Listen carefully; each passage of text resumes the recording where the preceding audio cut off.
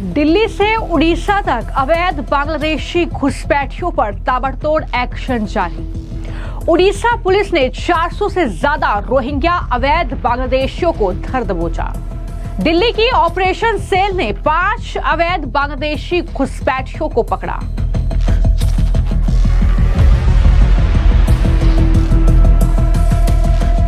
देश भर में रोहिंग्या और अवैध बांग्लादेशी घुसपैठियों के खिलाफ ताबड़तोड़ एक्शन लगातार जारी है। उड़ीसा से लेकर राजधानी दिल्ली तक अवैध बांग्लादेशी घुसपैठियों की धरपकड़ तेज हो रही है और बड़ी खबर उड़ीसा से है, जहां पर अवैध रूप से राज्य में रह रहे लोगों के खिलाफ बड़ा एक्शन उड़ीसा पुलिस ने लिया है।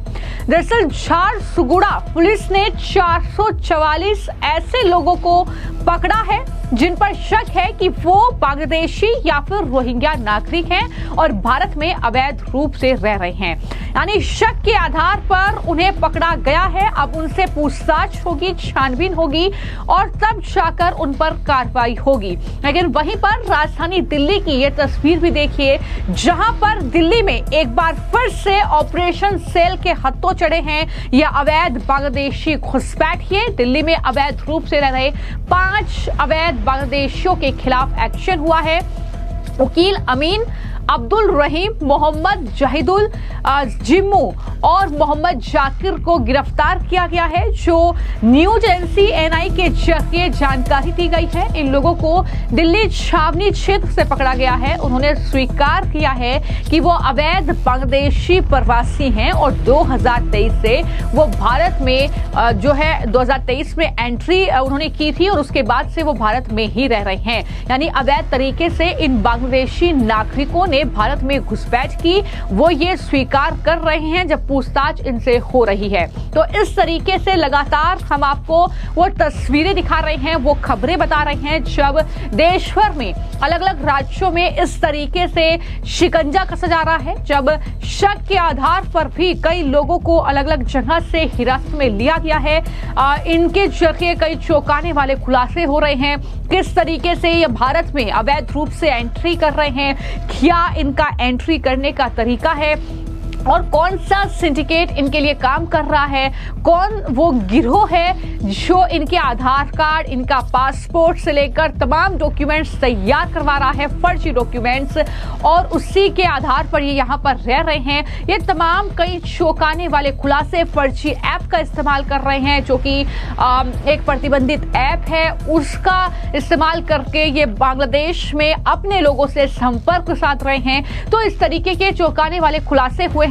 और जहां तक बात उड़ीसा में हुई इस बड़ी कार्रवाई की है, तो वहां पर जिस तरीके से 400 से ज्यादा लोगों को पुलिस ने हिरासत में लिया है, जिन पर शक है कि वो बांग्लादेशी या रोहिंग्या हो सकते हैं। इस बारे में उड़ीसा पुलिस ने गृह मंत्रालय की ओर से जारी आदेश का हवाला दिया है। इन सभी को 2 हिरासत केंद्रों में भेज दिया गया है और पुलिस ने ये कहा है कि हम इन लोगों की भारतीय नागरिकता के सर्टिफिकेट की जांच कर रहे हैं और इस बात का पता लगा रहे हैं कि ये लोग उड़ीसा कैसे पहुंचे हैं। पुलिस के मुताबिक ये लोग औद्योगिक कारखानों से और निर्माण संबंधी गतिविधियों से जुड़े हुए थे।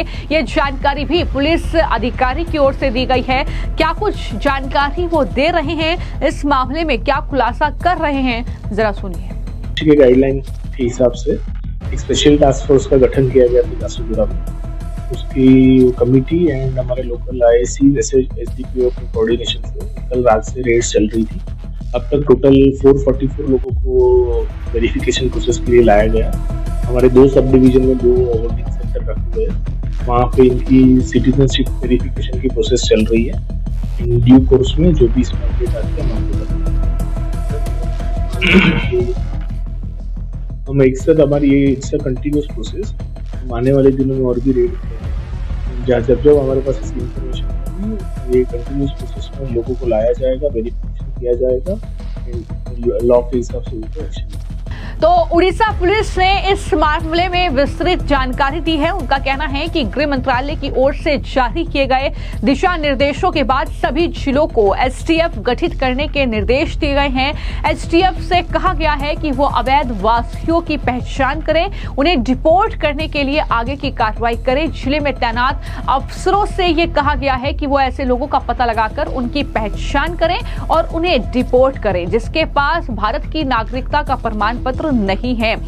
ये तमाम चीजें निकलकर सामने आई है। वहीं पर एफआरओ ने कहा कि प्रत्येक जिले में संदिग्धों का वेरिफिकेशन करने के लिए होल्डिंग सेंटर बनाने की कार्रवाई को तेज किया जाए। इस तरीके के ये निर्देश दिए गए हैं। हालांकि मुख्यमंत्री की तरफ से भी वहां पर निर्देश दिए गए हैं।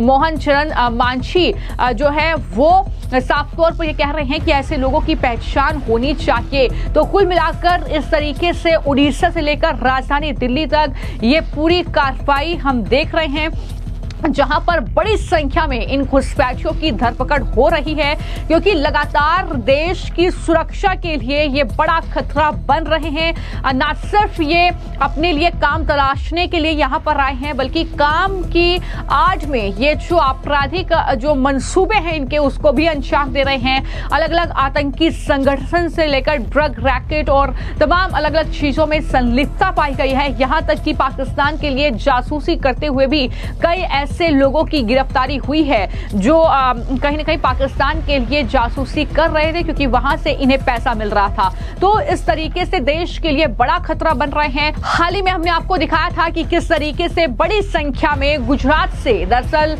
जो ये बांग्लादेशी अवैध जो घुसपैठिए थे इन्हें डिपोर्ट किया गया था। बाकायदा एयरफोर्स के विमान से इन्हें ढाका भेजा गया था और ये कार्रवाई पूरे देश भर में चल रही है।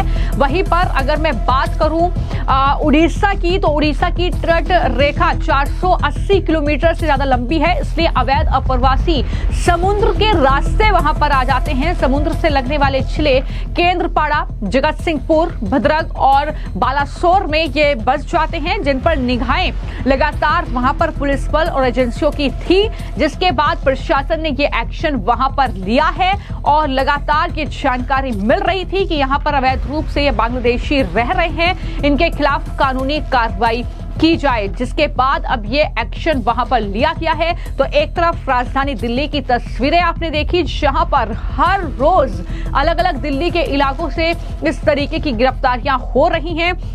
इस तरीके से अवैध बांग्लादेशी घुसपैठियों की पहचान कर उन्हें पकड़ा जा रहा है। तो दूसरी तस्वीर उड़ीसा की, जहां पर 400 से ज्यादा ऐसे लोगों को धर दबोचा गया है। शक है कि ये या तो रोहिंग्या हैं या अवैध रूप से रह रहे भारत में बांग्लादेशी नागरिक हैं, जिनके डॉक्यूमेंट्स जब खंगाले जाएंगे, उनसे पूछताछ होगी तो कई चौंकाने वाले खुलासे हो सकते हैं। जिस तरीके से दूसरे मामलों में भी हमने देखा है कि खुलासे हुए हैं। हालांकि ऑपरेशन सिंदूर के बाद से हम देख रहे हैं कि देश भर में ये जो घुसपैठी हैं इनके खिलाफ लगातार कार्रवाई तेज हो रही है। इन्हें दरअसल हिरासत में लेकर उनके देश डिपोर्ट किया जा रहा है। ये कार्रवाई पूरे देश भर में चल रही है, फिर चाहे वो उत्तर प्रदेश हो, राजधानी दिल्ली हो, पश्चिम बंगाल से लेकर असम, त्रिपुरा से लेकर उड़ीसा और गुजरात तक इस तरीके का एक्शन अवैध बांग्लादेशी घुसपैठियों पर देखने को मिल रहा है। फिलहाल आपकी इस पूरे मामले को लेकर क्या राय है, हमें कमेंट बॉक्स में जरूर लिखें। धन्यवाद।